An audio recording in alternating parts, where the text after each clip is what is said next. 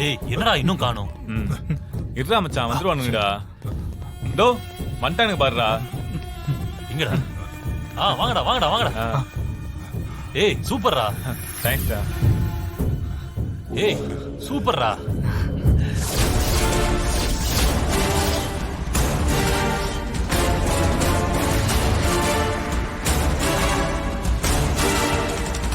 ஏய் என்னடா அவங்க அக்காவை தூக்கிட்டு வந்திருக்கீங்க? டேய் என்னடா இப்படி பண்ணி வச்சிருக்கீங்க? நீங்க தானே ரெண்டாவது வர பொண்ணை தூக்க சொன்னீங்க. இந்த பொண்ணு தான் ரெண்டாவது வந்துச்சு. டேய் என்னடா நீங்க, உங்களை நம்பி ஒரு வேலையை கொடுத்தேன் பாரு, அவசரத்துல மாத்தி தூக்கிட்டானுங்க. திரும்ப கொண்டு போய் விட்டுற சொல்லவா? ஏய் அதெல்லாம் ஒண்ணும் வேணாம். இதுவும் நல்லதுக்கு தான். இத வச்சு நான் ஒரு கேம் விளையாடுறேன். அதெல்லாம் சரிடா. நீங்க ஸ்கூல்லே அடைச்சு வச்சிருந்தா அவங்க குடும்பத்து ஆளுக கண்ணுல பற்றாதா? பத்திரமா பாதுகாப்பா இருக்கணும். வேற எங்கேயாச்சும் இடம் மாத்திடலாமே.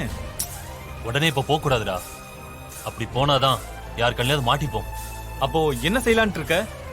ஃபங்க்ஷன் முடிஞ்சு எல்லாரும் கிளம்புற வரைக்கும் இங்கே இருப்போம். அதுக்கப்புறம் சமணர் மலைக்கு தூக்கிட்டு போயிடலாம். அது இங்க இருந்து ஒரு 7-8 கிலோமீட்டர் தூரம் இருக்குமே. எப்படி கொண்டு போறது? போற வழியில பிரச்சனை எதுவும் வந்துடாதா? அதெல்லாம் ஒண்ணு வராதுடா. அங்கங்க செக்கிங்ல இருக்குமே. அப்ப என்னடா பண்றது? அதெல்லாம் சமாளிச்சுக்கலாம். நீ பழைய குடோனுக்கு போய் எல்லா ஏற்பாடும் பண்ணி வை. நான் இவளை அங்க தூக்கிட்டு வரேன். ஆள் அடையாளம் தெரியாம தங்கச்சிக்கு பதிலா அக்காவை தூக்கிட்டு வந்திருக்கானுங்க. இவளை அங்க கொண்டு போய் என்ன பண்றது?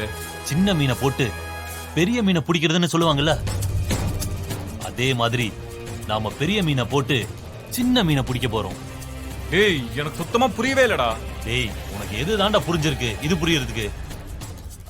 ஆளை மாத்தி தூக்கிட்டு வந்துட்டு கேள்வி மட்டும் நல்லா கேளுங்கடா. இப்படி மாறி ஓடி வருவாங்கன்னு நாங்க என்ன எதிரா பார்த்தோம். எப்படியும் இவளை தேடி மீனாட்சி அங்க வருவா. வரணும்.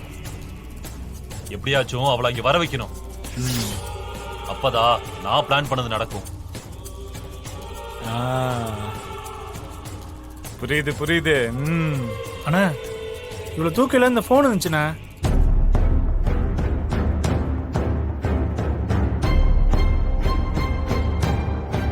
இந்த போன் இங்க இருந்தா கண்டிப்பா நம்ம மாட்டிப்போம். எப்படியாவது ட்ரேஸ் பண்ணி நம்மள புடிச்சிடுவாங்க.